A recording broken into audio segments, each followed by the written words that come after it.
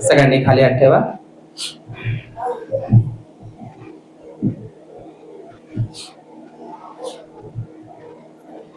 विश्व शांतीदूत, विश्व वंदनीय, द लाईट ऑफ वर्ल्ड या जगाचा प्रकाश, विश्वदीप, महान कारुणिक, अरहत सम्यक संबुद्ध, देवानंग पियदसी धम्मदायात, महान सम्राट अशोक मौर्य, बोधिसत्व विश्वरत्न महामानव परमपूज्य डॉक्टर बाबासाहेब आंबेडकर, ज्या महामानवामुळे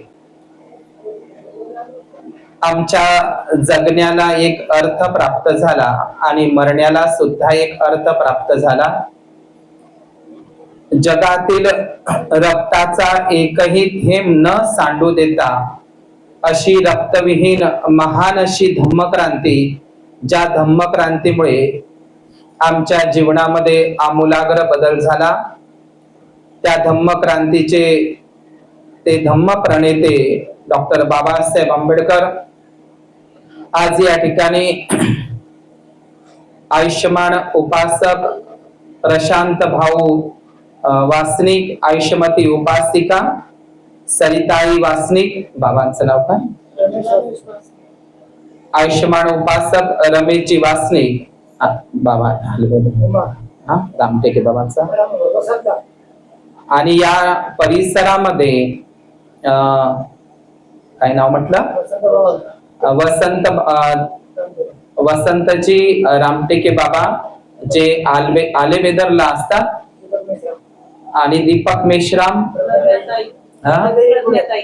काय, आणि आयुष्यमती उपासिका प्रज्ञाई तिरपुडे, निरगुडे, तिरपुडे, प्रज्ञाताई तिरपुडे यांच्या परिचयाने मी या भंडारा परिसरामध्ये, गाव बेला आणि जिल्हा भंडारा, म्हणजे भंडाऱ्याला लागूनच हे स्थळ आहे बेला, या ठिकाणी आयुष्यमती सरिताई व प्रशांत भाऊ यांचा आज लग्नाचा वाढदिवस. या लग्नाच्या वाढदिवसाच्या निमित्तानं या वासनिक परिवारांनी या ठिकाणी मला धम्मदेसना आणि परित पाठाकरिता या ठिकाणी आमंत्रित केलं. या बेला भंडारा येथील सर्व माझ्या समक्ष उपस्थित असलेल्या सर्व श्रद्धाशील उपस्थित उपासक आणि उपासिका, तसेच लुंबिनी बुद्ध विहाराशी संबंधित उपासक उपासिकांना मी सविनय नमोबुद्ध आणि जय भीम. आज या भंडारा हे जे क्षेत्र आहे, या भंडाऱ्यामध्ये आल्याच्या नंतर ज्याला ज्ञानरूपी भंडारा म्हणतात, डॉक्टर बाबासाहेब आंबेडकरांनी 15 ऑक्टोबर म्हणजे 14 ऑक्टोबर 1956 ला नागपूरला त्या नाग मैदानामध्ये 14 ऑक्टोबर 1956 ला 22 प्रतिज्ञा आणि 30 शरण पंचशील देऊन आपल्याला धम्मदीक्षा दिली. आणि दुसऱ्या दिवशी म्हणजेच 15 ऑक्टोबर 1956 ला डॉक्टर बाबासाहेब आंबेडकरांनी सकाळी 9 वाजता नागपूरच्या नाग मैदानामध्ये एक ऐतिहासिक भाषण केलं.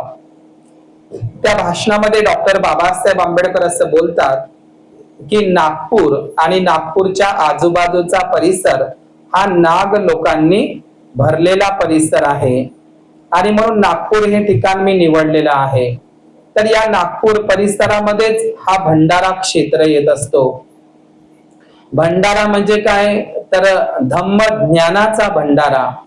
आणि हे भंडारा ठिकाण, या भंडारा ठिकाणामध्ये ऐतिहासिक गोष्ट म्हणजे आपल्याला माहित आहे की महान सम्राट अशोकांनी तथागत भगवान बुद्धांच्या 84,000 जे महास्तूप बांधले होते, तथागत बुद्धांच्या शारीरिक धातूंवर, अस्थींवर, रॅलेक्सवर जे 84,000 महास्तूप निर्माण केले होते महान सम्राट अशोकांनी, तर त्या 84,000 महास्तूपापैकीचे आता काही ठिकाणी या भंडाऱ्याला पवनीला जे 5 महास्तूप त्याचे अवशेष सापडलेले आहे. तर आपण बुद्ध वंदनेमध्ये आताच म्हटलेलं आहे, बुद्ध धम्मच संघ सुगत तनुभवा धातवो धातु गब्बे लंकाय जंबुदीपे तिदस पुरवरे नागलोकेच थुपे. आता तिदस पुरवरे नागलोकेच थुपे म्हणजे या प्राचीन जंबुदीप भारतामध्ये या नाग लोकांनी बुद्ध धम्माला राजाश्रय दिला, धम्माश्रय दिला. नाग लोकांनीच पहिल्यांदा बुद्ध धम्माचा अंगीकार केला. या नागवंशी लोकांनीच बुद्ध धम्माचा मोठ्या प्रमाणात जंबुदीप भारतामध्ये प्रचार प्रसार केला आणि हा संपूर्ण जंबुदीप भारत ही नागभूमी, ही बुद्ध भूमी या नावाने ओळखल्या जाते. आणि म्हणून नागलोकेच थुपे म्हणजे या नाग लोकांनी जे थुपे हा शब्द आहे, आपण पालीमध्ये थुपे म्हणतो. थुपे हा शब्द पाली आहे, धम्मलिपीतला शब्द आहे. तो तुपे शब्द नाही आहे, तुम्ही तुपे म्हणता, नागलोकेच तुपे म्हणता. तो तुपे शब्द नाही, तो थुपे शब्द आहे. थू आणि पे, थूप म्हणजेच काय होते, स्तूप होत असते. तर नाग लोकांनी स्तूपांची निर्मिती केलेली आहे, त्याचं बांधकाम केलेलं आहे असं त्या गाथेमध्ये उल्लेख आहे. तर या भंडाऱ्याला जे महत्वाचं ठिकाण आहे ते म्हणजे पवनी नावाचं ठिकाण. आणि हे पवनी नाव म्हणजे पावन पवित्र अशी नगरी म्हणजे पवनी नगरी. आणि ही पवनी नगरी वैनगंगा नदीच्या ठिकाणी आहे. आणि आपल्याला माहित आहे जेवढे काही बौद्ध ठिकाणे आहे, जशा का बौद्ध लेण्या आहे, बौद्ध स्तूप आहे किंवा प्राचीन बौद्ध विहार आहे, हे नदीच्या तीरावरच असतात. आणि म्हणून पवनीचा जो महास्तूप आहे, पवनीला एकूण 5 ते 6 महास्तूपांचे अवशेष सापडलेले आहे. आज ज्या ठिकाणी जगन्नाथ टेकडी म्हणून ओळखल्या जाते, या जगामध्ये आपल्याला माहित आहे की ओडिसा राज्यामध्ये जगन्नाथपुरी आहे. तुम्ही नाव ऐकलं असेल जगन्नाथपुरी. कुठे आहे जगन्नाथपुरी? ओडिसा राज्यामध्ये, भारतात. तर या ओडिसाला बुद्धाच्या काळामध्ये आणि सम्राट अशोकाच्या काळामध्ये म्हणजेच मौर्य काळामध्ये या ओडिसा प्रदेशाला कलिंग देश म्हणायचे, कलिंग देश.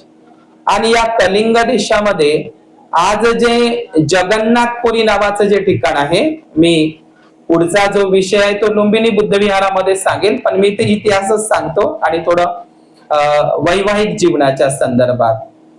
तर जगन्नाथपुरी नावाचं जे ठिकाण ओडिसाला जे जगन्नाथ मंदिर म्हणून ओळखलं जातं, तर ते जगन्नाथपुरी, या जगन्नाथपुरीचं प्राचीन नाव एकदंतपुरी होतं.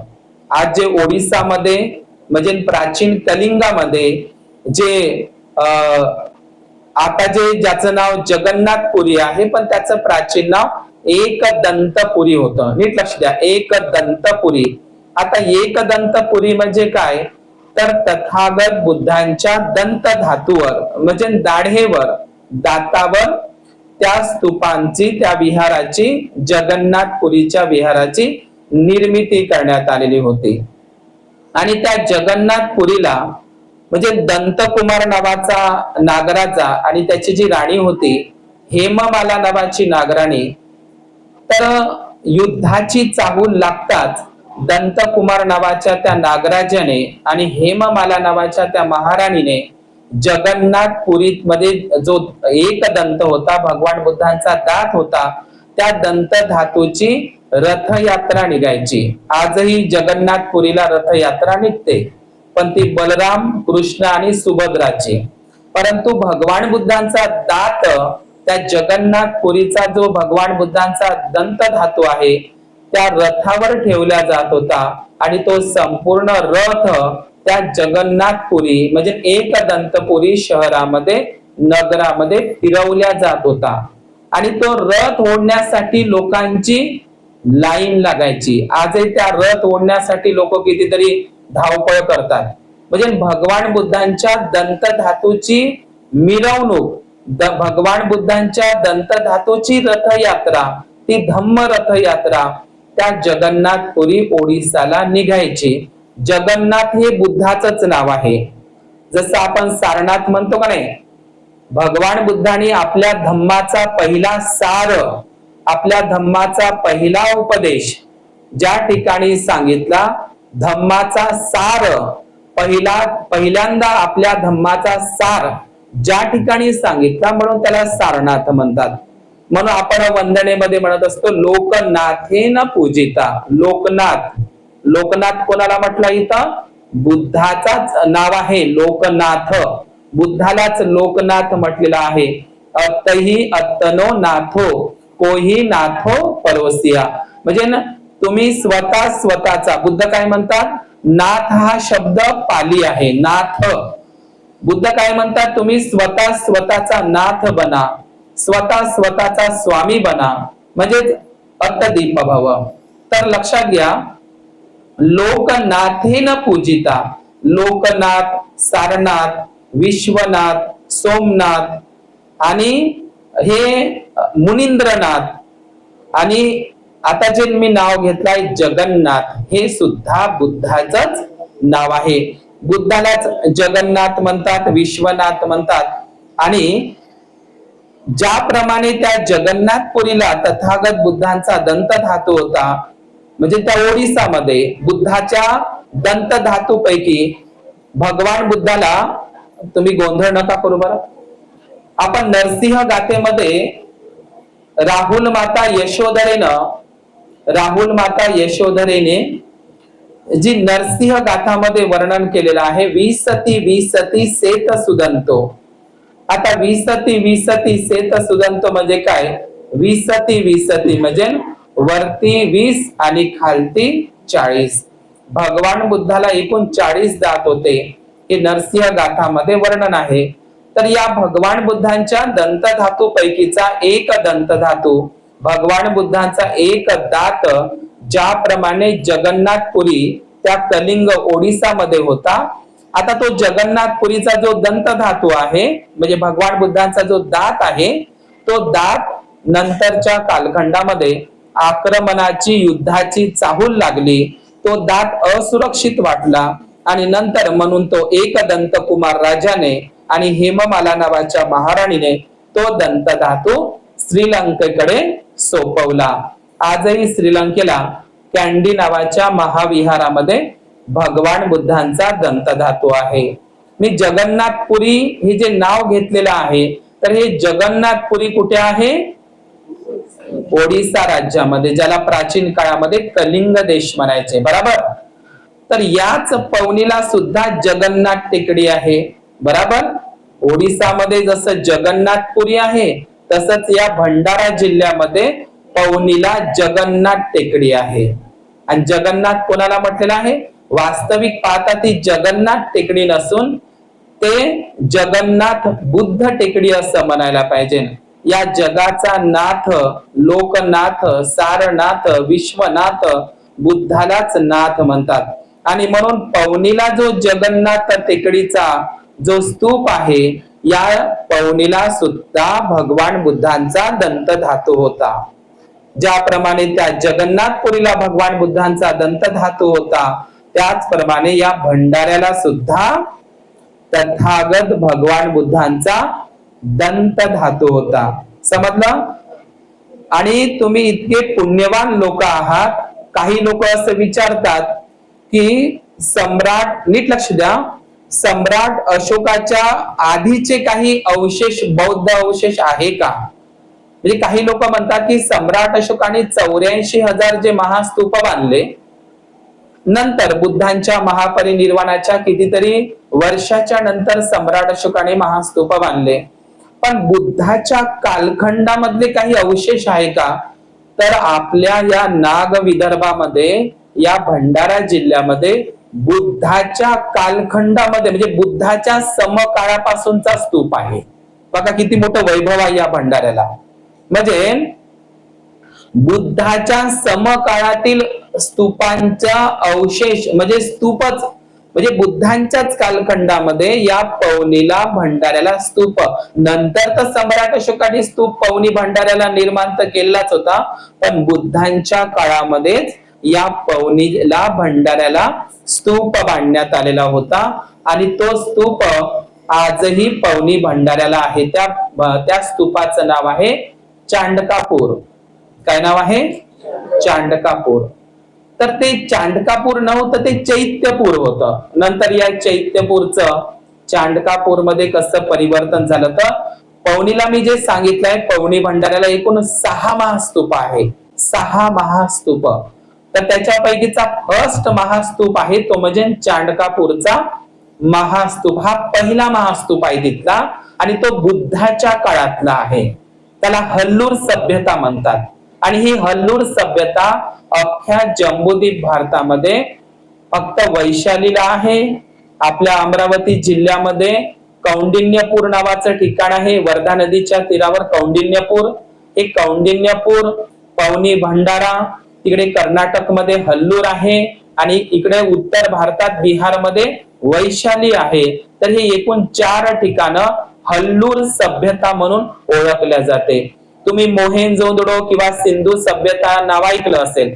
हडप्पा सभ्यता, सिंधू सभ्यता, मोहेंजोदडो सभ्यता हे नाव तुम्ही ऐकले असेल, पण हल्लूर सभ्यता हे नाव तुम्ही पहिल्यांदा ऐकत असेल. आणि ही हल्लूर सभ्यता तुमच्या पवनीच्या भंडाऱ्याला होती, म्हणजे पवनीला होती.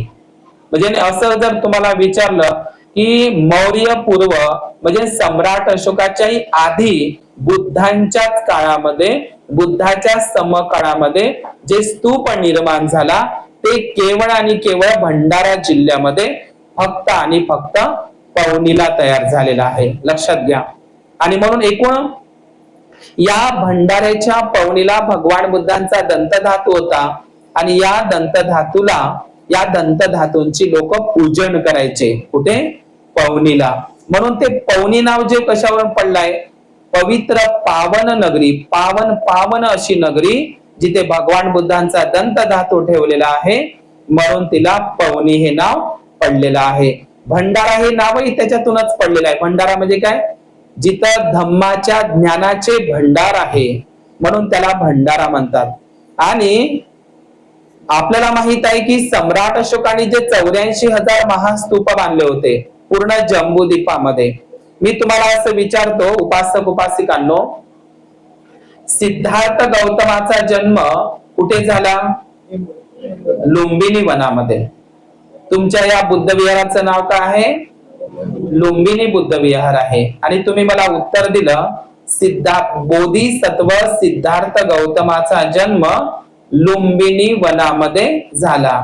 आता मी तुम्हाला विचारलं की हे लुंबिनी वन सध्याला आहे कुठे? कुठे आहे? तुम्ही उत्तर दिलं की सिद्धार्थ गौतमाचा जन्म लुंबिनी वनात झाला आणि हे लुंबिनी वन नावाचं ठिकाण, हे लुंबिनी वन सध्याला नेपाळ देशामध्ये आहे. असंच तुम्ही उत्तर दिलं का नाही? कुठे आहे ते? नेपाळ देशामध्ये लुंबिनी नावाचं ठिकाण आहे. बरोबर आहे तुमचं उत्तर. पण मला सांगा बरं, उत्तर द्या, ज्यावेळी सिद्धार्थ गौतमाचा लुंबिनीच्या वनामध्ये बोधिसत्व सिद्धार्थ गौतमाचा जन्म झाला त्यावेळी नेपाळ नावाचा देश होता का? होता? मी काय म्हणत आहोत तुम्हाला? बोधिसत्व सिद्धार्थ गौतमाचा तराईच्या प्रांतामध्ये लुंबिनीच्या त्या रम्य वनामध्ये वैशाख पौर्णिमेला जन्म झाला. कोणाचा? सिद्धार्थ गौतमाचा, बुद्धाचा नाही. तर कुठे झाला? लुंबिनी वनामध्ये. बरोबर. आणि तुम्हाला मी विचारलं की लुंबिनी वन कुठे आहे, तर तुम्ही उत्तर दिलं, नीट ऐका, नेपाळ देशामध्ये. बरोबर आहे का नाही? असंच उत्तर दिलं ना तुम्हाला. तर मला सांगा, सिद्धार्थ गौतमाच्या जन्माच्या वेळी आणि बुद्धाच्या समकाळामध्ये नेपाळ नावाचा देश होता का? बरं, भारत नावाचा तरी देश होता का? अजिबात नव्हता. नीट लक्ष द्या तुम्ही. तर नेपाळ नावाचाही देश नव्हता, भारतही नावाचा देश नव्हता. आणि तुम्हाला तर माहित आहे, Pakistan, Afghanistan, Tajikistan, Balochistan, Kazakhstan, Uzbekistan, Iran, Iraq, मिस्र, मेसोपोटोमिया पर्यंत हा जो भारत होता, आताचं नाव भारत आहे, पण बुद्धाच्या वेळी, सम्राट अशोकाच्या वेळी, सातवाहन राजांच्या वेळी या भारताचं प्राचीन नाव काय होतं? जम्बूद्वीप हे प्राचीन नाव होतं. म्हणून बुद्धाच्या वेळी पाकिस्तान, अफगाणिस्तान, नेपाळ, भूतान हे देशच नव्हते. भारत नावाचाही देश नव्हता, आणि भारत नावाचा देश नव्हता, आणि नेपाळ नावाचाही देश नव्हता. त्यावेळी या संपूर्ण अखंड या भूभागाला जम्बूद्वीप नावाने ओळखल्या जात होते. सम्राट अशोकांच्या 84,000 शिलालेखांवर, अभिलेखांवर जम्बूद्वीप हा शब्द आलेला आहे. तुम्ही लोणावळ्याच्या कार्ला बुद्ध लेणीला भेट दिली, कार्ला बुद्ध लेणीवर सुद्धा जम्बूद्वीप हा शब्द पाली प्राकृत मध्ये कोरलेला आहे. लक्षात घ्या, म्हणजे सातवाहन कालखंडापर्यंत या भारताला जम्बूद्वीप या नावाने ओळखल्या जात होते. मग सांगा बरं, आपण हे म्हणणं सोडून द्या, नेपाळ देशामध्ये जन्म झाला, नेपाळ देशामध्ये जन्म झाला. तर त्या दिवशी माझ्या मोबाईल मध्ये कमेंट आली की हा देश, भारत देश बुद्धाचा देश आहे, भारत देश बुद्धाचा देश आहे असं आपण म्हणतो. पण काही मनुवादी लोक, ब्राह्मण विचारसरणीचे लोक म्हणतात की बुद्ध हे भारतीय नाही, बुद्ध हे नेपाळ देशातले आहे. त्यांची आई सुद्धा कुठली आहे? महामाया, ती सुद्धा नेपाळ देशामधलीच आहे. बुद्ध ही नेपाळ देशातले आहे, ते भारतीय नाही, म्हणून त्यांना जागा होते. बरोबर आहे ना? आपण काय म्हणत, हा भारत देश बुद्धाचा देश आहे. बरोबर. या भारत देशामध्ये जिथे कुठे खोदा तुम्ही, तिथे बुद्धाच्याच मूर्त्या सापडतात. जमिनी खालीही बुद्ध आहे आणि जमिनीच्या वरही बुद्धच दिसेल तुम्हाला. म्हणून कधीही तुम्ही बुद्ध पौर्णिमा जेव्हा जेव्हा येते तेव्हा तेव्हा तुम्ही बुद्ध पौर्णिमेच्या वेळी आणि कधीही प्रवचनामध्ये, मी असो का कोणी असो, नेपाळमध्ये सिद्धार्थ गौतमाचा जन्म लुंबिनीच्या त्या नेपाळ देशामध्ये झाला हे सांगणं चुकीचं आहे. आपण सांगूच नाही, इतर लोकांना चान्स मिळेल. बुद्धात सिद्धार्थ गौतमाचा जन्म जम्बूद्वीपामध्ये झाला, आणि नेपाळ हा जम्बूद्वीपाचा म्हणजे आजच्या भारताचाच तो भाग होता. लक्षात घ्या, नेपाळ देशाची निर्मिती 400-500 वर्षापूर्वीच झालेली आहे, हे आपण लक्षात घेतलं पाहिजे. तर या संपूर्ण जम्बूद्वीपामध्ये महान सम्राट अशोकांनी 84,000 महास्तूप बांधलेले होते. आणि सम्राट अशोकांनी भगवान बुद्धांचे जे, लक्षात घ्या, भगवान बुद्धांच्या अस्थीचं काय झालं मी ते तुम्हाला सांगतो.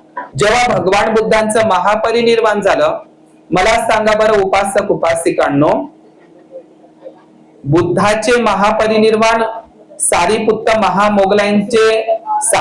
महामोगलांचे परिनिर्वाण किंवा बुद्धाचे महापरिनिर्वाण आधी कोणाचे झाले आहे?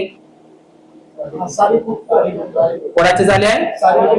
नीट लक्ष द्या, मी तुम्हाला महत्वाचा विषय सांगत आहो की सारीपुत्त आणि महामोगलायन, हॅलो लोक प्लीज, सारीपुत्त आणि महामोगलायन, नीट लक्ष द्या, सारीपुत्त आणि महामोगलायन यांचं परिनिर्वाण बुद्धाच्या आधीच झालं, म्हणजे 1 महिन्याच्या आधी.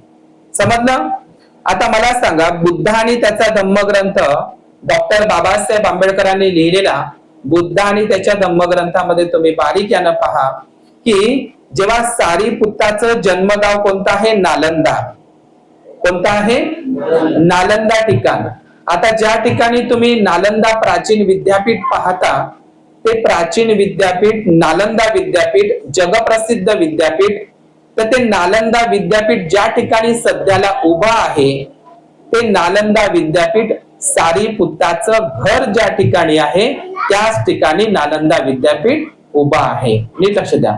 तर हे सारीपुत्ताचं घर म्हणजे सारीपुत्ताचा जन्म ज्या ठिकाणी झाला नालंदाला, तर जेव्हा सारीपुत्ताच्या परिनिर्वाणाची वेळ आली, तर सारीपुत्त तथागतांकडे आले आणि तथागतांना त्यांनी पंचांग प्रणाम करून सारीपुत्ताने तथागत भगवान बुद्धाला अनुमती मागितली. कोणती अनुमती?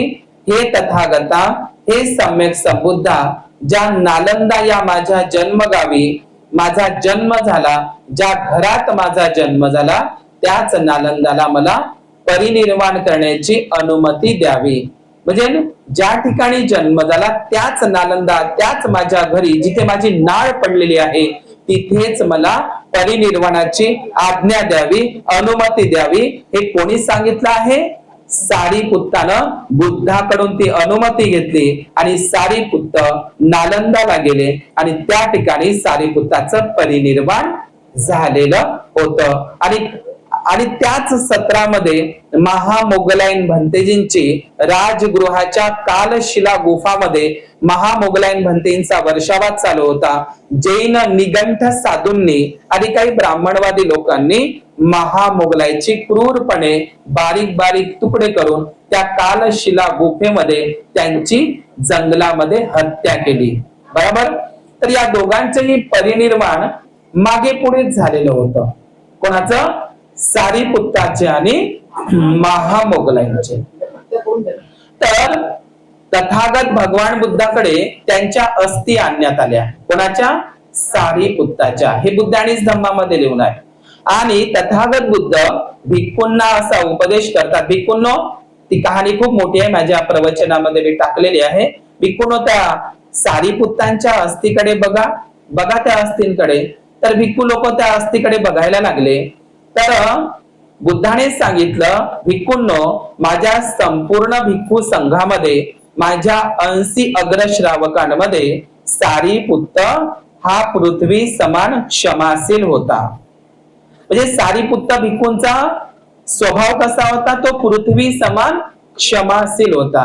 जशी पृथ्वीवर कोणी घाण टाकली, तर पृथ्वीला कोणी खोदकाम केलं, पृथ्वीवर कोणी विष्ठा टाकली, घाण टाकली, दुर्गंध टाकली, तरी पृथ्वी मात्र कुणावरही रागावर नाही. तर माझ्या भिक्खू संघामध्ये सारीपुत्त हा पृथ्वी सारखा, पृथ्वी समान क्षमाशील होता. तर स्वतः तथागत भगवान बुद्धाने, तुम्हाला माहित असलं पाहिजे की या जगामध्ये पहिल्यांदा स्तूपाची निर्मिती केव्हा झाली आणि पहिल्यांदा स्तूप कोणाच्या शारीरिक धातूंवर, अस्थींवर बांधण्यात आला? तर जगामध्ये पहिल्यांदा सारीपुत्तांच्या शारीरिक धातूंवर, अस्थींवर स्तूप बांधण्यात आला आणि बुद्धाच्या आज्ञेनं बांधण्यात आला.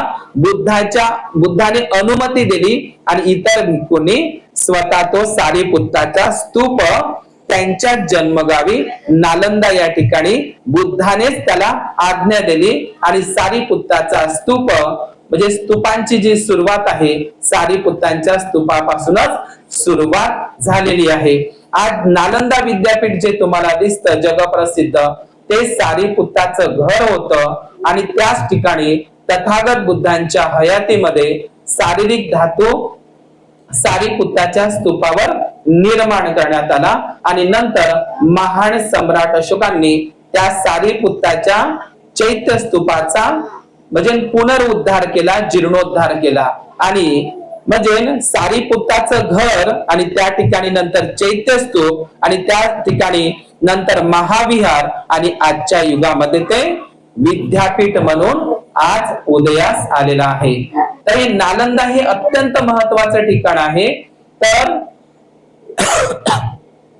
नालंदा या ठिकाणी सारीपुत्ताच्या ज्या अस्थि धातू आहे, तर नालंदा विद्यापीठाच्या सोबतच आपण जे जगप्रसिद्ध जो स्तूप आहे सांचीचा महास्तूप, जो सध्याला 200च्या नोटीवर आहे, तर सांचीच्या ठिकाणी सुद्धा सारीपुत्ता आणि महामोगलांच्या अस्थी आहे.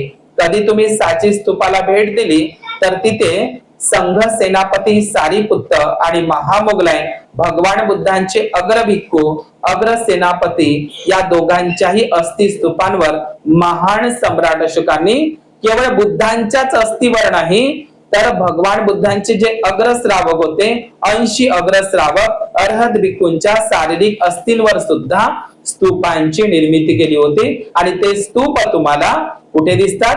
सध्याला सांची या ठिकाणी दिसतात. आजही आहे. ते सर अलेक्झांडर कनिंगम यांनी सारीपुत्त आणि महामोगलांच्या अस्थींचा शोध लावला. ते तुम्हाला सांचीला दिसेल. आणि या साचीपासूनच सतधारा आणि सारूमारू आणि याच साचीपासून काही अंतरावर असलेलं म्हणजे साची, सतधारा आणि सारूमारू या 3 ठिकाणी या मध्य प्रदेशातील या 3ही ठिकाणी सारीपुत्त आणि महामोगलांच्या अस्थी प्राप्त झालेल्या आहे. तर सम्राट अशोकांनी जे 84,000 महास्तूप बांधले होते त्या महास्तूपापैकी म्हणजे जिथं जिथं बुद्धाचा महास्तूप होता 84,000 महास्तूप जिथं जिथं बुद्धाचे होते त्या 84,000 महास्तूपापाई जवळ सारीपुत्त आणि महामोगलांच्या अस्थींवर सुद्धा सम्राट अशोकांनी स्तूपांची निर्मिती केली होती. आणि म्हणून सारीपुत्त महामोगलांच्या अस्थी ह्या पवनी भंडाऱ्याला नसणार. आपण म्हणजे तिथेही असणार पण कालांतराने त्या नष्ट झाल्या हे आपण लक्षात घेतलं पाहिजे. म्हणून सारीपुत्त म्हणजे हे पवनीचं नावाचं जे ठिकाण आहे तर या पवनीला प्राचीन विद्यापीठ होतं पवनी भंडारा. तिथं काही भिक्खुनींची नावं सापडलेली आहे. म्हणजे पवनी या ठिकाणी केवळ भिक्खू लोकच राहत नव्हते तर भिक्खुनी सुद्धा राहत होत्या. काही भिक्खुनींचे नावं सुद्धा सापडलेले आहेत पवनीला विश्वमित्रा नावाच्या एका भिक्खुनीचं पाली धम्म लेख ते आता नागपूरच्या अजब बंगला संग्रहालयामध्ये ते शिलालेख ठेवलेले आहेत पवनीचे. म्हणून पवनीला केवळ भिक्खूंचंच विद्यापीठ नव्हतं पवनी तर भिक्खुनींचं सुद्धा विद्यापीठ होतं. तुम्ही पवनीला एक धम्मलिपी शिलालेख सापडलेला आहे. म्हणजे साचीचा जसा स्तूप आहे भरूचचा जसा स्तूप आहे त्याच पद्धतीचा सम्राट अशोकाचा स्तूप पवनी भंडाऱ्याला होता. आणि सम्राट अशोकाने जे 84,000 महास्तूप बांधले होते तर त्या 84,000 महास्तूपाला 3.5 वर्ष लागले होते सम्राट अशोकाला. आणि मोगलीपुत्त तिस्स ज्यांच्याकडून सम्राट अशोकांनी बौद्ध धम्माची दीक्षा घेतली होती हे मोगलीपुत्त तिस्स आणि स्वतः महान सम्राट अशोक हे पवनी या भंडाऱ्याला आले आणि त्यांनी त्या स्तूपांचं उद्घाटन सुद्धा केलेलं होतं. कुठे? पवनी भंडाऱ्याला. म्हणून लक्षात घ्या मोगलीपुत्त तिस्स ज्यांचा जन्म मथुरेला झाला सम्राट अशोकाचे धम्मदीक्षा गुरु. आणि अर्हत महादेव महाथेरो म्हणजे अर्हत महादेव नावाचे जे महास्तवीर भिक्खू ज्यांनी महामहेंद्राला प्रवज्या दिली होती. लक्षात घ्या म्हणजे सम्राट अशोकाचे जे सुपुत्र आहे जे महामहेंद्र यांना चिवर देणारे त्यांची प्रवज्या करणारे कोण आहे? अर्हत महादेव नावाचे महातेरो भंतेजी हे सुद्धा पवनीला सम्राट अशोका बरोबरच येऊन गेलेले आहे. म्हणजे महान सम्राट अशोक, अर्हत महादेव महातेरो भिक्खू, संघमित्रा, महामहेंद्र आणि मोगलीपुत्त तिस्स हे स्वतः पवनी भंडाऱ्याला येऊन गेलेले आहे. आणि ही किती पावन अशी नगरी आहे भंडारा. स्वतः सर अलेक्झांडर कनिंघम असेल आणि युआनशांग नावाचा चीनी प्रवासी सुद्धा पवनी भंडाऱ्याला त्या स्तूपाला त्यांनी भेट दिलेली आहे. आणि योगायोगाची गोष्ट म्हणजे डॉक्टर बाबासाहेब आंबेडकरांनी सुद्धा पवनीला भेट दिलेली आहे भंडाऱ्याला. लक्षात घ्या. म्हणून हे पवनी या भंडाऱ्यामधलं एक वैभव आहे. साचीच्या स्तूपासारखंच ते तिथले शिलालेख आणि तिथले दगडी आपल्याला दिसतात. म्हणून आज ज्या भंडाऱ्या ठिकाणी मी आलेलो आहो या भंडाऱ्या ठिकाणामध्ये मी ज्या बुद्ध विहारामध्ये सध्याला राहत आहो तुम्हाला माहित असेल की डॉक्टर बाबासाहेब आंबेडकरांच्या शुभ हस्ते नागपूरला बौद्ध धम्माची दीक्षा घेण्याच्या अगोदरच डॉक्टर बाबासाहेब आंबेडकरांनी म्हणजे वर्धा जिल्ह्यातील जे पुलगाव नावाचं ठिकाण आहे ज्या बुद्ध विहारामध्ये मी राहत असतो तर ते 25 एप्रिल 1954 ला म्हणजे 25 एप्रिल 1954 ला डॉक्टर बाबासाहेब आंबेडकरांनी बुद्ध विहाराचं भूमिपूजन कोणशीला बसवली ती म्हणजे पुलगावला. आणि ती तारीख आहे 25 एप्रिल 1954. वर्धा जिल्ह्याला बाबासाहेबांच्या 2 भेटी झाल्या. 1 मे 1936 सेवाग्रामला आणि 25 एप्रिल 1954 पुलगावला. तर ज्या बुद्ध विहारामध्ये मी राहतो 1954 हे साल खूप महत्वाचं आहे. बाबासाहेबांनी पहिल्यांदा बुद्ध मूर्तीची प्रतिष्ठापना देहू रोड पुण्याला 1954 लाच केली. 25 डिसेंबर 1954 ला देहू रोडला बुद्ध मूर्ती प्रतिष्ठापना केली.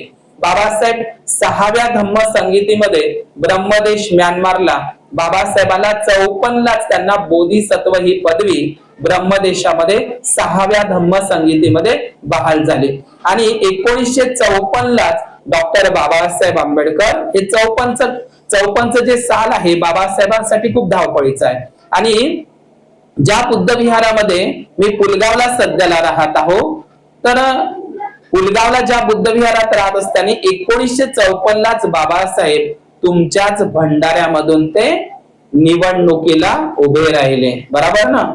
याच भंडाऱ्यातील दसरा मैदानामध्ये बाबासाहेबांनी ऐतिहासिक भाषण केलं होतं.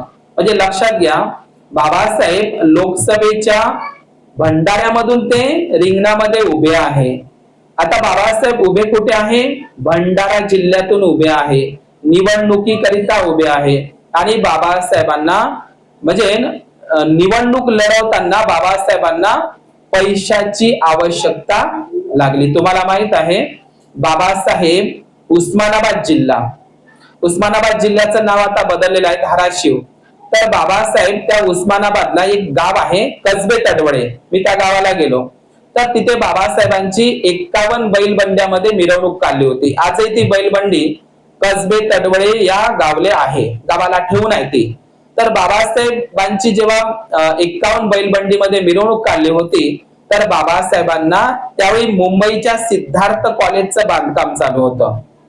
मुंबईला बाबासाहेबांनी सिद्धार्थ कॉलेजला सुरुवात केली होती आणि कसबे तडवळे जे उस्मानाबाद जिल्ह्यामध्ये जे गाव आहे तिच्या लोकांनी बाबासाहेबांच्या मुंबईच्या सिद्धार्थ कॉलेजच्या बांधकामासाठी पैसे गोळा करून दिलेले होते. आणि हीच गोष्ट म्हणजे भंडारा निवडणूक लढवण्यासाठी बाबासाहेबांना म्हणजे भंडाऱ्यामध्ये बाबासाहेब प्रचार प्रसार करत आहे, भंडाऱ्यामधून बाबासाहेब उभे आहे, पण बाबासाहेबांना या भंडारा लोकसभेच्या निवडणुकीसाठी पैसे देण्याची जी कबुली आहे ती पुलगावच्या लोकांनी दिली.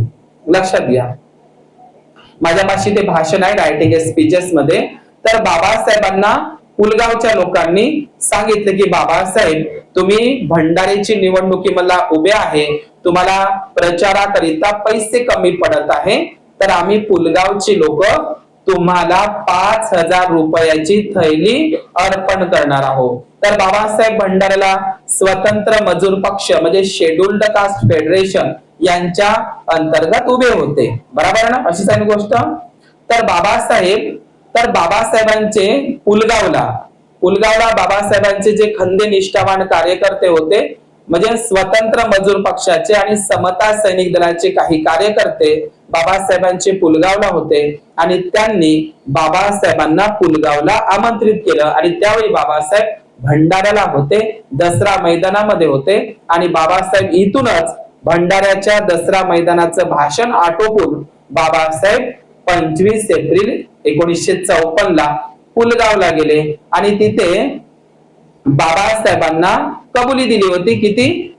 5000 रुपये तुम्हाला बहाल करणार.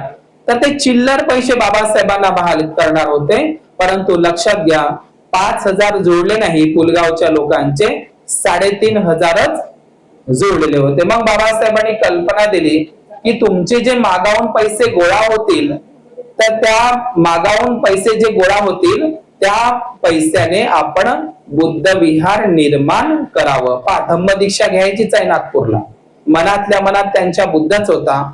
आणि त्याच वेळी मग बाबासाहेबांना पुलगावचे काही कार्यकर्ते म्हणतात बाबासाहेब तुम्ही बुद्ध विहाराची प्रेरणा देत आहात तर मग तुम्हीच आता भूमिपूजन करा. आणि तेव्हा बाबासाहेबांनी पुलगावला पहिल्यांदा या महाराष्ट्रामध्ये या नाग विदर्भामध्ये बुद्ध विहाराची कोनशिला आणि भूमिपूजन केलं. आणि लक्षात घ्या ते 3500 रुपये पुलगावचे लोकांनी दिलेले त्यावेळेचे म्हणजे ते 3500 म्हणजे 3.5 लाख म्हणा त्यावेळेचे.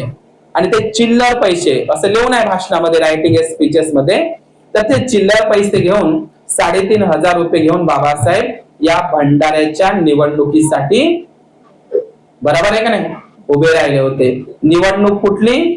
भंडाऱ्याची. आणि पैसे कुठले? वर्धा जिल्ह्यातील पुलगावचे. आणि बाबासाहेबांना ते पैसे आणि तुम्हाला माहितच आहे आपल्याच बाजूला आपलाच माणूस. आता सध्याला इथं काही लोकांना राग आला तरी चालते, परंतु मात्र ते लोक आताच मला विहारामध्ये नावं दिसते असते, आता ते वंशज असतील त्याचे, पण सगळेच काही तसे नाही ना. तर आपलाच एक माणूस भाऊराव बोरकर बाबासाहेबांच्या विरोधात तो उभा राहिला. हे सगळं तुम्हाला सांगण्याची गरज नाही, बरोबर आहे ना. तर बाबासाहेब भाऊराव बोरकर बाबासाहेबांच्या विरोधात उभा राहिला आणि तुम्हाला माहित आहे बाबासाहेबांचा पराभव झाला, बरोबर आहे ना. मग मला सांगा, बाबासाहेबांना म्हणजे बाबासाहेबांनी पुलगावच्याच भाषणात सांगितलं, लखनौला तेच सांगितलं आणि पुलगावच्या भाषणामध्ये ते सांगितलं. महत्वाचं वाक्य आहे पुलगावच्याच भाषणामध्ये. कोणतं वाक्य? बाबासाहेबांचं प्रसिद्ध वाक्य आहे, ते सर्वांना पाठ आहे, काँग्रेस हे जळते घर आहे. बरोबर. हे वाक्य बाबासाहेबांचं कुठलं आहे? पुलगावच्या भाषणातलंच. लक्षात घ्या. 1952 ला बाबासाहेबांना मुंबईमध्ये पराभव पत्करावा लागला आणि 1954 ला भंडाऱ्याला बाबासाहेबांना पराभव पत्करावा लागला आणि बाबासाहेबांच्याच विरोधात उभा राहणारा माणूस कोण होता? भाऊराव बोरकर नावाचा माणूस काँग्रेसच्या बाजूने उभा होता आणि बाबासाहेबांचा पराभव झाला. मला याच्यातून हेच गोष्ट सांगायची आहे. मी बुद्ध विहारामध्ये वेगळा विषय घेईल, पण मला फक्त एवढाच सांगायचं आहे की बाबासाहेबांचा पराभव झाला. कुठे? भंडाऱ्याला. पराभव बाबासाहेबांना पत्करावा लागला. काश बाबासाहेबांनी बदला घेतला असता तर. ज्या समाजासाठी मी उभे राहत होतो, ज्या समाजासाठी मला उभं राहायचं होतं, या अस्पृश्य लोकांना गुलामीतून, या गुलामीच्या बेडीतून, या म्हणजे या संपूर्ण यांना गुलामीच्या गर्तातून बाहेर काढण्यासाठी बाबासाहेब उभे राहिले होते. ज्या समाजासाठी मी उभा आहो, ज्या समाजासाठी मी एवढ्या खस्ता खात आहो, या अस्पृश्यांना गुलामीतून सोडवण्यासाठी मी सर्व काही करत आहो, तर याच समाजाने, याच अस्पृश्य समाजाने माझा पराभव करावा. तर बाबासाहेब खिन्न झाले असते, नाराज झाले असते आणि बाबासाहेबांनी अस्पृश्यता उद्धाराचं कामही सोडून दिलं असतं. जाऊ द्या, ज्यांच्यासाठी मी करत आहो तेच लोक असं बेईमानी करतात, जाऊ द्या. सोडलं का बाबासाहेबांनी ते काम? अजिबात सोडलं नाही. बाबासाहेबांनी करायला लागत होतं. भंडाऱ्याला त्यांचा जो पराभव झाला, ज्या लोकांनी त्यांचा पराभव केला, तर बाबासाहेबांनी बदला घेतला नाही. बाबासाहेब उलट म्हणतात, भंडाऱ्याला माझा पराभव झाला नाही, माझी जीत झाली. बरोबर. पण आज आपल्या समाजातील लोक आहे का नाही, गल्लीतले आहे का नाही, एखाद्या नगरसेवकासाठी असेल आहे का नाही, किंवा सरपंच पदासाठी असेल, गल्लीतलं म्हणजे गल्लीतल्या त्या निवडणुकीसाठी लोक 20-20 वर्ष एकामेकाचा द्वेष करतात, राग करतात. बरोबर आहे का नाही. निवडणुका तर संपून जातात, लक्षात घ्या. पण आपलं जे सरपंच पदासाठी, सचिव पदासाठी, एवढंच नाही तर बुद्ध विहारातल्या अध्यक्ष पदासाठी आपले भांडणं चालू आहे. बरोबर आहे का नाही. आणि म्हणून बाबासाहेबांनी बदला नाही घेतला. बाबासाहेबांनी बदला घेतला नाही. बाबासाहेबांनी अस्पृश्यता उद्धाराचं काम सोडलं नाही. सोडा लागत होतं, परंतु बाबासाहेब मात्र तसं करू शकत नव्हते, कारण त्यांचं मन हे बोधिसत्वाचं मन आहे. बरं झालं ते बोधिसत्वाचं चित्त, बोधिसत्वाचं मनच तसं असते. दुसऱ्यासाठी आपला जीवाला जीवाचं दान करणं, सर्वस्व कुर्बान करणं, सर्वस्व सुखाचा त्याग करणं, स्वतःच्या कुटुंबाचा, परिवाराचा, स्वतःच्या तब्येतीची पर्वा न करता दुसऱ्यासाठी जे झटतात, राबतात, खपतात, म्हणजे दुसऱ्यासाठीच त्यांचं सर्वस्व असते, तेच बोधिसत्वाचं मन आहे. आणि बाबासाहेबांवर बुद्धाच्या विचाराचा प्रभाव होता, म्हणून त्यांनी बदला घेतला नाही. लक्षात घ्या. बोधिसत्वाचंच काम आहे ते. कोणाच्याही मनात आलं नाही, गांधीच्या मनात आलं नाही, नेहरूच्या मनात आलं नाही, टिळकाच्या मनात आलं नाही तुम्हाला गुलामीतून, अंधारातून बाहेर काढण्याचं. फक्त ते बोधिसत्व बाबासाहेबांच्याच मनामध्ये आलं. आणि बोधिसत्व माणूसच संविधान लिहू शकते, कोणाची ताकद नसते संविधान लिहिण्याची. लक्षात घ्या. आणि म्हणून बाबासाहेबांना पराभव पत्करावा लागला. बाबासाहेबांना ज्या भाऊराव बोरकरांचे आहे का नाही, तर भाऊराव बोरकर अजूनही जिवंत आहे, त्याचे वंशज जिवंत आहे का नाही. बरोबर आहे का नाही. आता त्या भाऊराव बोरकरांचे जे काही बोरकर नावाचे जे वंशज, मी त्यांनाच म्हणत नाही, पण भाऊराव बोरकरांसारखेच जर असेच काही लोक असतील तर ते भाऊराव बोरकरच आहे ना. मग आडनावच असलं पाहिजे अशी काही गरज नाही आहे. मग भाऊराव बोरकरांसारखे लोक आज जिवंत आहे का गेले? अजूनही जिवंत आहे. मग ते बोरकर आडनावच असलं पाहिजे अशी काही गरज नाही.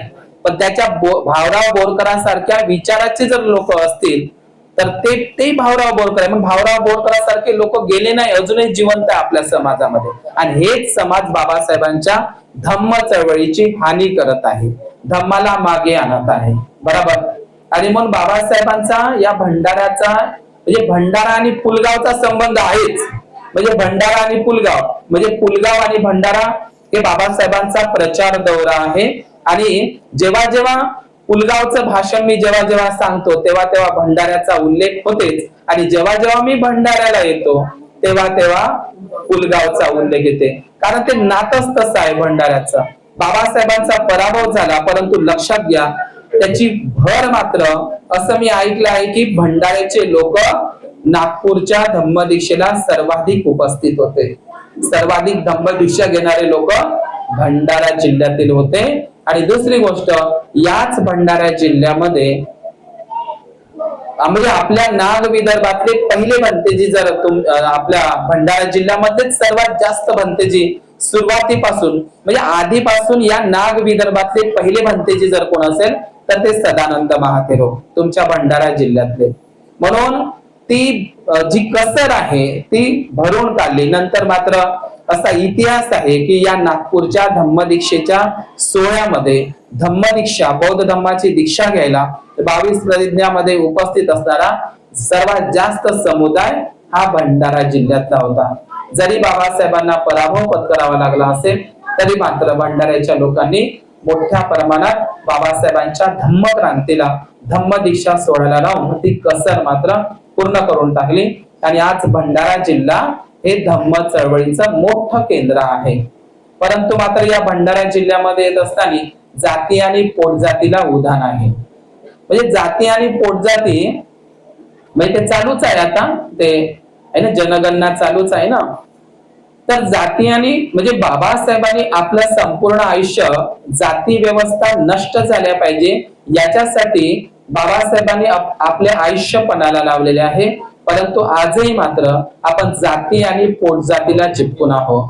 म्हणजे कोसरे, बावणे, लाडवण, सोमवंशी, तर हे आपण लग्न विवाह करत असताना आपण कितीही धम्म परिषदा घ्या, तुम्ही कितीही धम्म परिषदा घ्या, कितीही धम्म प्रवचनाचे कार्यक्रम घ्या, तुम्ही कुठल्याही भिक्खूला बोलवा, कुठल्याही प्रवचनकाराला बोलवा, पण तुमच्यातल्या तुम्ही जर धम्म परिषदा घेत असेल, भिक्खूंचे धम्म देसना घेत असेल, परंतु तुमच्यामध्ये धम्मदेसनेचे जरी कार्यक्रम घेत असेल, किती धम्मदेसना राबवत असेल, परंतु एक गोष्ट लक्षात घ्या, तुम्ही जर जाती आणि पोटजाती सोडत नसाल तर मात्र त्या धम्म परिषदला आणि मी जी काही धम्मदेसना देत आहो यालाही काही महत्व नाही आहे, लक्षात घ्या.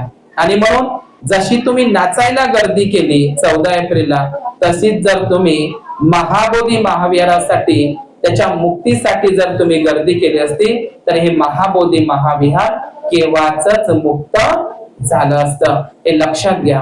म्हणून आज या ठिकाणी प्रशांत भाऊ वासनिक आणि सरिताई वासनिक या परिवाराने जे मला आमंत्रित केलेलं आहे, तर जाता जाता म्हणून मी हेच सांगतो की या जगातील कुठलंही जे नातं असू द्या, या जगातलं कुठलंही नातं हे विश्वासावर टिकून असतं.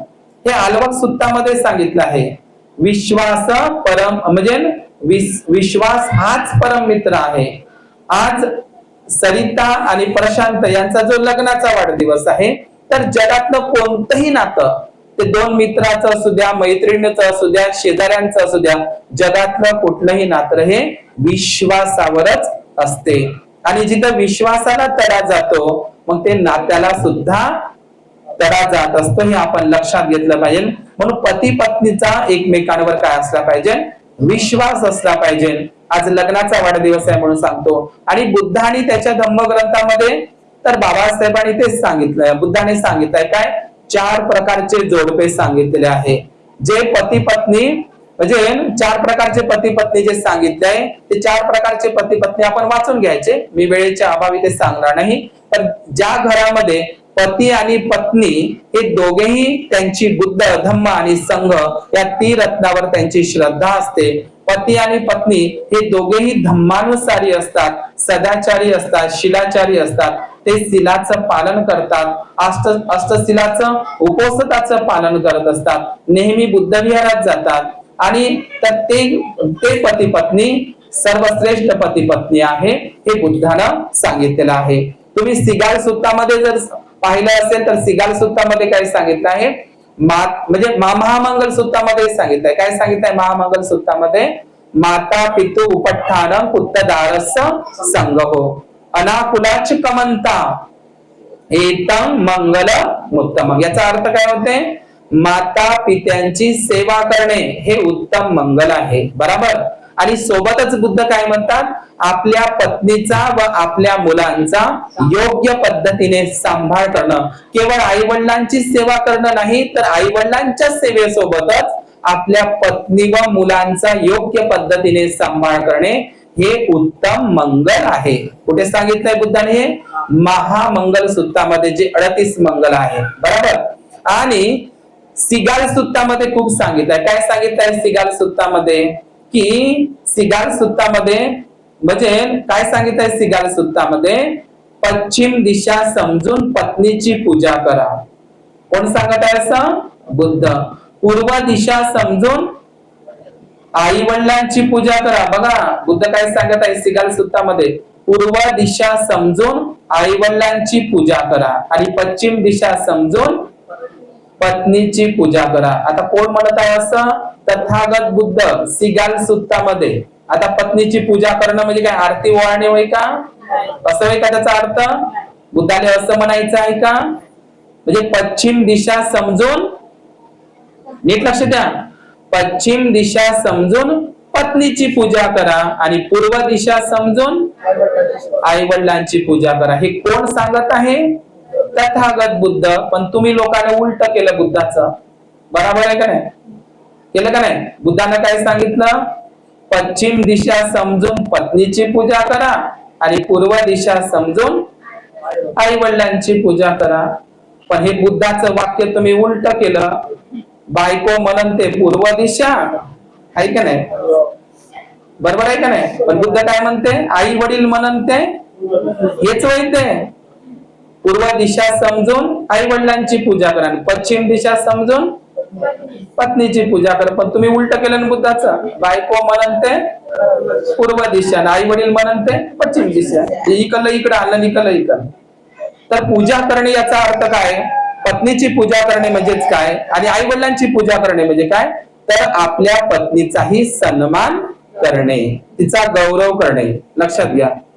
आणि तिला दासीप्रमाणे न वागवता तिच्या शब्दांचा सन्मान करणे, गौरव करणे, आदर करणे. आपल्या पत्नीची जागा आपल्या पायापाशी नाही तर हृदयात असली पाहिजे, आहे की नाही? म्हणून स्त्रिया लग्नाच्या वेळी स्त्रिया पाया लागतात. मी नाही लागू देत पाया, कारण आपल्या पत्नीची जागा पायाखाली नाही तर आपल्या हृदयात असली पाहिजे. लक्षात घ्या. म्हणून हे समजलं का तुम्हाला? पश्चिम दिशा समजून पत्नीची पूजा करा आणि पूर्व दिशा समजून आई वडिलांची पूजा करा. हे भगवान बुद्धाने सांगितलंय. आणि आणखी काय सांगितलेलं आहे तथागत भगवान बुद्धाने? पराभव सुत्तामध्ये काय सांगितलंय?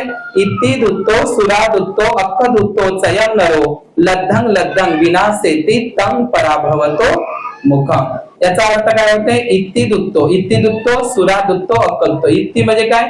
इत्ती म्हणजे स्त्री होते, सुरा म्हणजे दारू होते, अख्ख म्हणजे जुवा होत असते.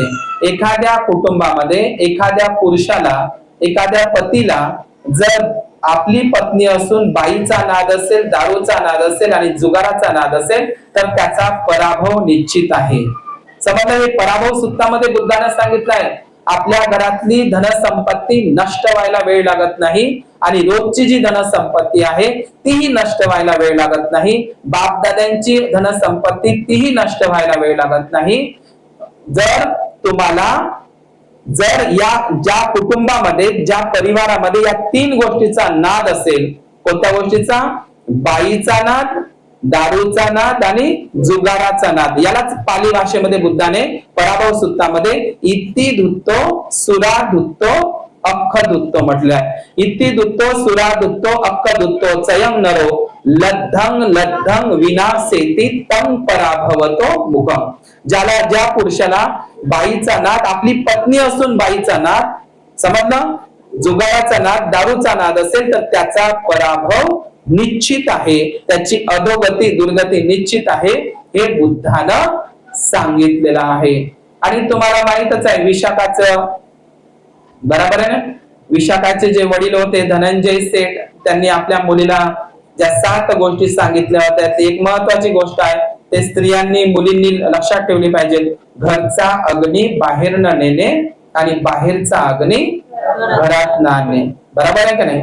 आणि पराभव सूत्रामध्ये हेही सांगितलंय भगवान बुद्धांनी, काय सांगितलं आहे, उधळपट्टी करणारी पत्नी आणि उधळपट्टी करणारा पती जर घरामध्ये असेल तर त्याच्या घरामध्ये ते घर कधीही उन्नती करू शकत नाही, प्रगती करू शकत. उधळपट्टी म्हणजे समजलं ना, नको तिथे खर्च, आगाऊ खर्च, म्हणजे उधळपट्टी करणारी पत्नी आणि उधळपट्टी करणारा जर पती असेल तर ते घर कधीही प्रगती करू शकत नाही. नको तिथे खर्च टाळला पाहिजे.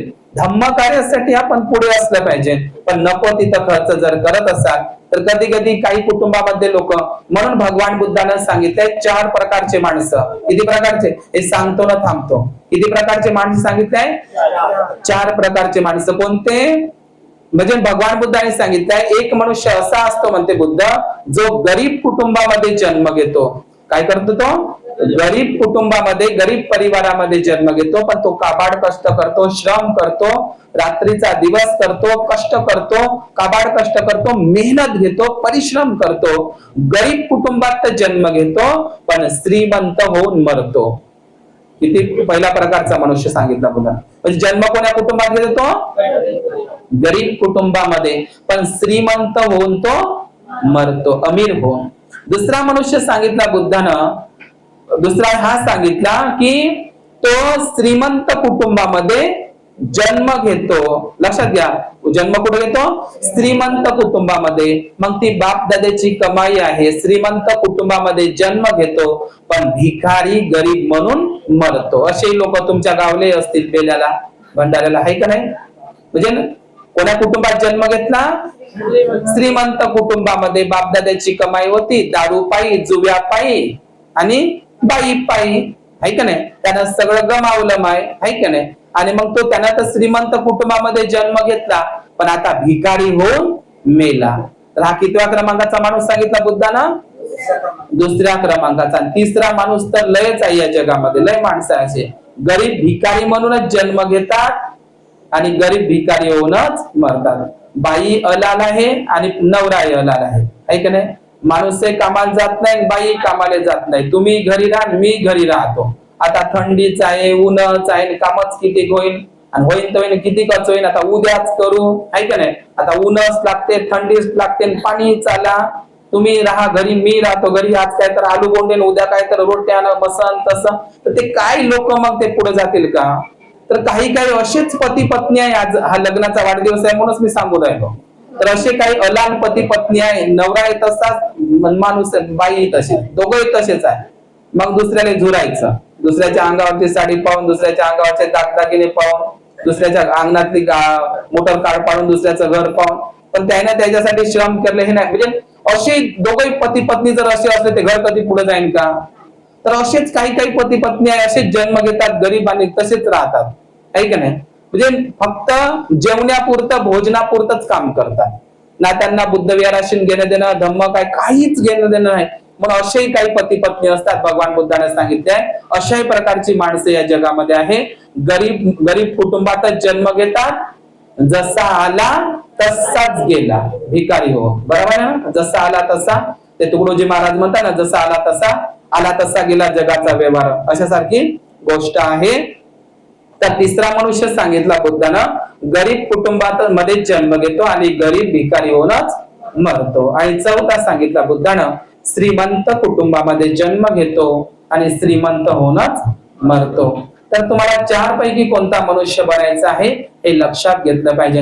आणि कुठल्याही मुलीने लक्षात घ्या, आपल्या घरामध्ये जर सुखाचं, समाधानाचं, शांतीचं वातावरण निर्माण करायचं असेल तर भगवान बुद्धांनी सिगाल सुत्तामध्ये आणि वसल सुत्तामध्ये सांगितलंय. वसल सुत्तामध्ये काय सांगितलंय? बुद्धाणीस धम्मामध्ये वसल वसल वसल म्हणजे काय? चांडाळ कोणाला म्हणायचा? जो दुसऱ्याचे कर्ज घेतो आणि दुसऱ्याचे कर्ज परतफेड करत नाही त्याला वसल म्हणावे. कोण म्हणताय असं? बुद्ध आहे. तुम्ही बुद्ध आणि त्याचा धम्मग्रंथ वाचा. तुम्ही कर्ज बुडवता का कोणाचं? काय म्हटलं बा बुद्धाने?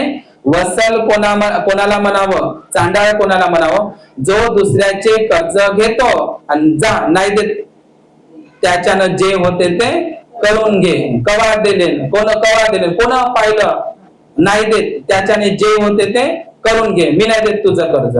तर जो दुसऱ्याचं कर्ज घेतो आणि दुसऱ्याचं कर्ज बुडवतो त्याची परतफेड करत नाही अशाला चांडाळ म्हणावे. बुद्धानं काय सांगितलं? आधी वसल म्हणावे. अजून काय सांगितलं वसल सुत्तामध्ये? म्हणजे समर्थ असूनही आपल्या म्हाताऱ्या आई वडिलांची सेवा करत नाही त्याला वसल म्हणावे. समजलं ना? धडधाकट शरीरानं धडधाकट असूनही आपल्या वृद्ध म्हाताऱ्या आई वडिलांची सेवा करत नाही तर त्यालाही काय समजावे? वसल म्हणावे, चांडाळ म्हणावे. कोण म्हणत आहे? बुद्ध म्हणत आहे. बुद्धानीस धम्मामध्ये आहे. जो दुसऱ्याच्या घरी मस्त आंचार पांचार खातो पण आपल्या घरी आल्याच्या नंतर खिशे खाली दाखवतो त्याला वसल म्हणावे. काय काय लोकांनी सवय हे सांगितलं बुद्धानं. वाचा तुम्ही बुद्धानीस धम्मामध्ये वसल सुत्तामध्ये काय काही लोकांना सवय आहे दुसऱ्याच्या घरी मस्त जायचं, 8-8 दिवस राहायचं, आमचार पावचार खायचा. आता ते आंबे तर आहेच ना, आंब्याचा रस वगैरे मस्त दुसऱ्याच्या घरी आमचार पावचार खायचा आणि आपल्या घरी आलं का गरिबी दाखवायची. तर त्यालाही वसल म्हणावे. समजा चांडाळ म्हणावे. कोण म्हणतात असं? बुद्ध.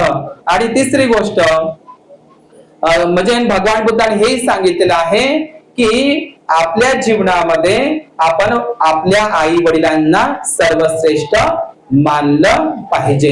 भुके नवे अन्न मेल्यावर पिंडदान. लक्षात घ्या. काही लोक काय करतात? जिवंतपणी आपल्या सासू सासऱ्यांचा आई वडिलांचा छळ करतात आणि मृत्युमुखी झाल्याच्या नंतर ते पिंडदान ठेवतात. बाबासाहेबांनी 22 प्रतिज्ञेमध्ये सांगितलेलं आहे पिंडदान करणार नाही, श्राद्ध पक्ष करणार नाही. बरोबर आहे का नाही? 6वी प्रतिज्ञा आहे बहुतेक, मला वाटते 8वी प्रतिज्ञा आहे ती. पिंडदान करणार नाही, श्राद्ध पक्ष करणार नाही. जिवंतपणीच आपल्या आई वडिलांची सेवा करा, सासू सासऱ्यांचीही सेवा करा, हेच भगवान बुद्धाने सांगितलेलं आहे. बरोबर आहे का नाही? मग लग्नाचा वाढदिवस म्हणजे काय? तर इथपर्यंत यांनी संसार आणलेला आहे. बरोबर आहे का नाही? मग त्या संसारामध्ये काही लोक तर त्यांना विचारा तुमच्या लग्नामधला अल्बम पहा म्हणा. अल्बम पाऊसच नाही वाटत त्यावेळेस. आम्ही नाही पाहतो ते अल्बम, पाऊसच नाही वाटत. कारण संसाराला इटले ते लोक. बरोबर आहे का नाही? एखाद्या तुम्ही म्हणा लग्नातला वाढदिवसाचा अल्बम पहा पती पत्नी, पाऊसच नाही वाटत. पती पत्नीला कोणाला दाऊशाय वाटत नाही.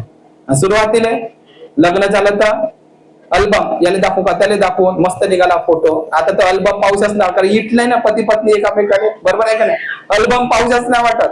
परंतु काही पती पत्नीनं जर आपला संसार नेटका सांभाळला असेल तर त्यांच्यामध्ये ते सुख म्हणजे ते त्यांच्या घरामध्ये समाधानाचं सुखाचं वातावरण राहू शकतं. पण आपल्या घरामध्ये संसाराचा वितंड कशाने होते? लक्षात घ्या. वितंडवाद. तर भगवान बुद्धांनी हे पराभव सुत्तामध्ये सांगितलंय. काय सांगितलंय पराभव सुत्तामध्ये? ते लक्षात घेतलं पाहिजे तुम्ही. काय सांगितलं आहे? दोन्हीकडील पाहुणे मंडळीचा सारखा औंचार पावचार करा. समजलं? दोन्हीकडील पाहुणे मंडळी म्हणजे आपल्या पतीकडील आलेले लोक. तर मग त्यावेळी आपल्या पतीकडील जे काही आपली ननद असते, नंदई असते किंवा नंदईचे पोर भास्य असते, म्हणजे आपल्या नवरोबाकडले पतीकडले आलेले जे पाहुणे मंडळी आहेत त्याचा आदर सत्कार करत नाही काही मुली. म्हणून घरामध्ये भांडणं होते. आपला भाऊ आला तर इथं ठेवू का तिथं ठेवू. बरोबर आहे का नाही? आणि ननद आले नंदई आला तर डोकं दुखते, बरंच वाटत नाही, आहे का नाही? तर भगवान बुद्धाने तेच सांगितलं आहे. सगळ्यात जास्त भांडणं आणि कलह इथंच होते. म्हणून भगवान बुद्धाने सांगितलंय दोन्हीकडील पाहुणे मंडळीचा म्हणजे भावाकडले आई भाऊ आले तरी आणि ननद नंदई आला तरी सारखंच. दोन्हीकडील पाहुणे मंडळीचा सारखा औंचार पावचार करा. तुमच्या घरामध्ये वितंड होणार नाही. आणि सगळ्यात जास्त गोष्ट मुलीनं जे विशाखाची गोष्ट सांगितली, घरचा अग्नी बाहेर न नेणे आणि बाहेरचा अग्नी घरात न आणणे. आणि आपल्यामध्ये नम्रता असली पाहिजे, सहनशीलता असली पाहिजे आणि पती पत्नीचा एकमेकांवर विश्वास असला पाहिजे. विश्वासावरच कोणतंही नातं टिकत असतं. बरोबर आहे? म्हणून आज या लग्नाचा वाढदिवस तर आहे. बुद्धाचा लग्नाचा वाढदिवस काही होता का? तुम्हाला माहित असलं पाहिजे ना. म्हणजे सिद्धार्थ गौतमाचा जन्म वैशाख पौर्णिमेला झाला. सिद्धार्थ गौतमाला ज्ञान प्राप्ती वैशाख पौर्णिमेला. सिद्धार्थ गौतमाचं महापरिनिर्वाण वैशाख पौर्णिमेला. सिद्धार्थ गौतमाचा आवडता कंथक घोडा त्याचा जन्म वैशाख पौर्णिमेला. सिद्धार्थ गौतमाचा सारथी छन्न याचाही जन्म वैशाख पौर्णिमेला. बुद्धाची 25 वर्षे सेवा केली भिक्खू म्हणून त्या आनंदाचाही जन्म वैशाख पौर्णिमेला. म्हणजे गजराजाचाही जन्म वैशाख पौर्णिमेला. 7 सोनेरी कलशाचा जन्म वैशाख पौर्णिमेला. बोधी वृक्षाचा जन्म वैशाख पौर्णिमेला झाला. आणि चंड प्रज्योत राजा जो अवंती उज्जैनचा होता त्याचाही जन्म वैशाख पौर्णिमेला. आणि सांगण्याचं तात्पर्य म्हणजे सिद्धार्थ गौतम जी सिद्धार्थ गौतमाची जी पत्नी आहे यशोधरा, ज्या वैशाख पौर्णिमेला सिद्धार्थ गौतमाचा जन्म झाला त्याच वैशाख पौर्णिमेला यशोधरेचाही जन्म झाला. लक्षात घ्या. आणि यशोधरा आणि सिद्धार्थ गौतमाचं मंगल परिणय म्हणजेच लग्न सोहळा सुद्धा वैशाख पौर्णिमेला झाला. समजलं? मग आपण बुद्ध आणि स्तंभामध्ये पाहतो ना, सिद्धार्थ गौतमाचंही वय 16 वर्षाचं होतं आणि यशोधरेचे वय, तर यशोधरेचा जन्म तुम्ही कळत नाही आहे की नाही. वैशाख पौर्णिमेला यशोधरा मातेचाही फोटो ठेवला पाहिजे बुद्धाच्या सोबतच. लक्षात घ्या, यशोधरेचाही जन्म वैशाख पौर्णिमेलाच झालेला आहे. आणि वैशाख पौर्णिमेला सिद्धार्थ गौतम यशोधरेचं लग्न म्हणजे मंगल परिणय झालेला आहे. म्हणून सांगा बरं, सिद्धार्थ गौतम यशोधरेचा लग्नाचा वाढदिवस कोणता असेल? वैशाख पौर्णिमा. बरोबर आहे का नाही? बरोबर आहे ना?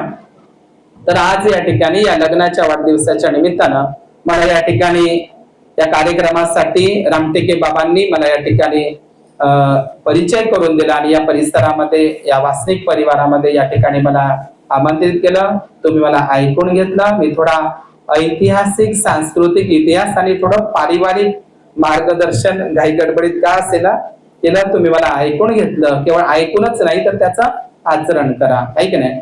मनभर ज्ञानापेक्षा कणभर आचरण महत्वाचं आहे. धम्म खूप महासागरासारखा आहे. माझ्या सांगण्याला काही अर्थ नाही जर धम्म काये ना पसती. धम्म आपल्या जगण्यात, आचरणात, वागण्यात, दिसण्यात, म्हणजे धम्म काही वस्तू नाही, व्यक्ती नाही. धम्म आपल्या व्यवहारात दिसला पाहिजे, आहे की नाही. त्याच्यात धम्म पांढऱ्या कपड्यातही नाही, धम्म कायच्यात आहे? आपल्या व्यवहारात. ते दिसला पाहिजे लोकांना.